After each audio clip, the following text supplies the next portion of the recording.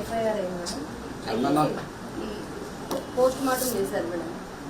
Post mortem చేసిన doctor గారు sexual inter course జరిగి చనిపోయింది, ఇక్కడ యాంటీ మార్టం ప్రెషర్ అయ్యి ఇక్కడ ఎక్కువ ప్రెషర్ వల్ల చనిపోయింది, చనిపోయే ముందు చేసేటప్పుడు సెమెన్ ఉందా లేదనేసి అదొక కూడా టెస్ట్ వచ్చింది మేడం. సైటాలజీ రిపోర్ట్ అని sperms of human being complete form of head body tail అంటే లైవ్లో ఉన్న స్పర్మ్ దొరికింది.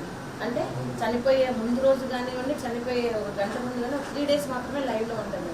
మరి ఆల్మోస్ట్ చాలా అంటే లోపలికి వెళ్ళి తగిలింది అని, అది శారీ వల్ల కాదు అని క్లియర్ కట్గా ఉంది. ఇన్ని రిపోర్ట్స్ ఉంటే కూడా ఇప్పటి వరకు కూడా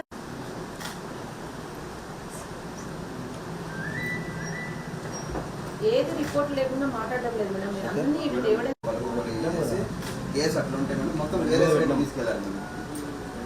ఫోక్సో మన పాప కేసులో ఫోక్సో యాక్ట్ ఉంది మేడం. చిన్నపిల్ల కాబట్టి 14 years కాబట్టి ఫోక్సో యాక్ట్ తీసేసారు మేడం. తర్వాత మోటార్ కేసు తీసేసారు ఉంది అన్నట్టుగా చేశారు మేడం. అది డిప్యూటీ సీఎం చెప్తున్నారు కదా, అది చెప్పండి. పవన్ కళ్యాణ్ గారు ఏం చెప్తున్నారు కూడా నాకు ఇంతవరకు ఇంకా 3 సార్లు విన్నా కూడా క్లారిటీ రావట్లేదు మేడం. అసలు దోషులు ఉంటే శిక్షించండి అంటారు, దోషులు లేకుండానే ఎఫ్ఐఆర్ అయింది, దోషులు లేకుంటే నేను ఇంతవరకు పోరాడినాను, దోషులు లేకుంటే పాపను ఎవరు చంపినారు మేడం? మరి ఈయననే ఇంకా సర్టిఫికేట్ ఇచ్చేస్తున్నట్టు వాళ్ళకి దోషులు ఉంటే శిక్షించాలి అంటే ఎంతవరకు అంటే నేను చేసిన ఈ 8 ఏళ్ల పోరాటం వృధాగా చేయడానికి కదా మేము ఆ మాటలు అనేది. ఇప్పుడు క్లారిటీ చెప్పాలి ఏదైనా కానీ సగం చెప్పగలుగుతున్నాం. ఇప్పుడు ఆయన నాలెడ్జ్ ఉంటే కరెక్ట్ చెప్పాలి, ఇట్లా ఇట్లా అని సగం చెప్పేసి ఎక్స్ప్లెయిన్ చేస్తారు. మిగతా ఎమ్మెల్యేలు చేస్తారా లేకుంటే ఆ టీడీపీ చంద్రనాయుడు చెప్తాడా? అడుగుతున్నా. దీని నుంచి సబ్జెక్ట్ ఉన్నప్పుడు క్లియర్గా చెప్పాలి. సగం చెప్పేసి సగం గాలిగా వేస్తే ఏమైనా అర్థం చేసుకుంటారు మేము ప్రజలు. ఇప్పుడు ఏ కేసుకైనా కీలకమైనది పోస్ట్ మార్టం రిపోర్ట్, ఏ కేసుకైనా కీలకమైనది లోపల ఇన్నర్గా ఏం జరిగిందనే రిపోర్ట్స్. అయితే వీళ్ళకి అమ్మాయి మీద జరిగింది కదా, మేమైతే ఎవరైతే ముద్దాయిల పేర్లు పెట్టామో వాళ్ళని తీసుకెళ్లి DNA చేయించారు. అది మ్యాచ్ కాలేదు. వాళ్ళు మ్యాచ్ కాలంత మాత్రం చేయలేదని అర్థం కాదు కదా. అక్కడ ఇప్పుడు ఎన్నో సేఫ్టీ మీద దోషులు ఉంటే శిక్షించబడాలి. వీళ్ళకి ఇన్ని వచ్చాయి అంటే మేడం అది నేను ఓసీ మేడం, ఆయన ఎస్టీ రెడ్డి మేడం, నేను ఎస్టీ, ఈయనకు రావాల్సినవే కదా ఇచ్చారు. ఒకవేళ ఈయన ఎస్టీ కాకుండా SC ST యాక్ట్ లేకుంటే మీరు దయాగులంతో పాపం హ్యాండిక్యాప్ పోరాటం చేస్తామని ఇచ్చినా లేదు కదా. యాక్ట్ లేకుంటే ఎవరికి రాదు. కోర్టు స్ట్రిక్ట్ తెస్తే కూడా నేను కాలదనుకున్నాను. నాకేం అవసరం ఉంది మేడం, పాప నమ్ముకోవాల్సిన అవసరం ఉందే మేడం.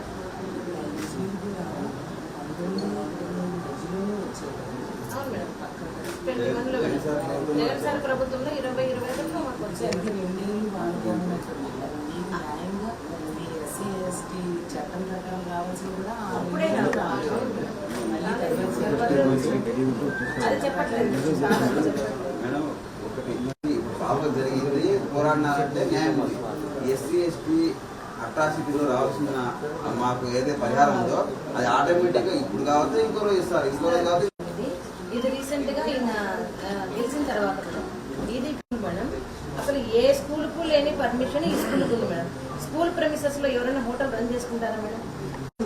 అవన్నీ పెట్టుకొని ఇక్కడ స్కూల్ రన్ చేయడానికి ఆ స్కూల్ రన్ చేసిన హోటల్ రన్ చేస్తారా మేడం? ఏ స్కూల్ కు లేని ఫెసిలిటీస్ మేడం. ఈ కృతిగా హోటల్ ఇప్పుడు అది ఏదైతే బెడ్రూమ్ సీక్రెట్ బెడ్రూమ్ ఇంకొకటి ఉన్నాయని చెప్తున్నాను మేడం, ఆ సీక్రెట్ బెడ్రూమ్ నేను కొంచెం ఏమంటారు రిమోల్డ్ చేసి హోటల్ రన్ చేస్తున్నాను. ఆ హోటల్లో ఇప్పుడు మొన్న కలిసి నేను అనుకున్నాను పవన్ కళ్యాణ్ గారు ఏ ప్రభుత్వాన్ని ప్రశ్నిస్తారేమోలే అనుకున్నాను. కానీ నాకు తెలిసినది ఇప్పుడు చంద్రబాబు నాయుడు ఉండాలి ఆరాటం నేను పోరాటం చేయాల్సిందే కదా మేడం. వాళ్ళకంటే బాధ్యత లేదు, వాళ్ళకి అవసరం లేదు. ఎందుకంటే వాళ్ళ ఇంట్లో ఆడపిల్లలు సేఫ్గా ఉన్నారు. నా పిల్లని కదా నేను పోగొట్టుకుంది మేడం, నేను చేయాల్సిందే కదా పోరాటం. ఇదే పవన్ కళ్యాణ్ గారు మరి లోకేష్ గారి దగ్గర పిలుచుకొని రెడ్ బుక్ లో వాళ్ళ పేరు రాయే, అంతకుల పేర్లు రాయి, మన ఇంట్లో ఆడపిల్లలే కదా ఆ పిల్ల కూడా ఆడపిల్ల అని చెప్పాలి కదా మేడం. ప్రశ్నించక ముందు సుగాలి ప్రీతి వాళ్ళ అమ్మ ఒక గ్రేట్ మదర్, ఒక హీరో నాకు అని చెప్పిన ఈయన ఇప్పుడు ప్రభుత్వాన్ని ప్రశ్నిస్తుంటే ఇంకా ఇప్పుడు బాధలేసి నేను ఒక డబ్బు కోసమే పోరాటం చేస్తున్నా. ఇదే డబ్బు కోసం నేను పోరాటం చేయాల్సిందే ఇంతవరకు అవసరం లేదు మేడం. 2017లోనే నాకు వచ్చినాయి. మరి తీసుకుంటే మీకు అసలు ఒక ఛాన్స్ కూడా ఉండేది కాదు కదా మాట్లాడడానికి సుగాలి ప్రీతి గురించి. ఏదైనా మాట్లాడేటప్పుడు ముందు వెనక చూసుకోవాలి కదా మేడం. మళ్ళీ వాళ్ళ మినిస్టర్లకి ఎమ్మెల్యేలకి విసుగొలుపుతున్నాడు నా మీద ఎదురుదాడి చేయమని. కానీ నేను ఏ దానికి భయపడాను మేడం. నేను ఫిజికల్ గా హ్యాండిక్యాప్ కానీ మెంటల్ గా నేను హ్యాండిక్యాప్ కాదు.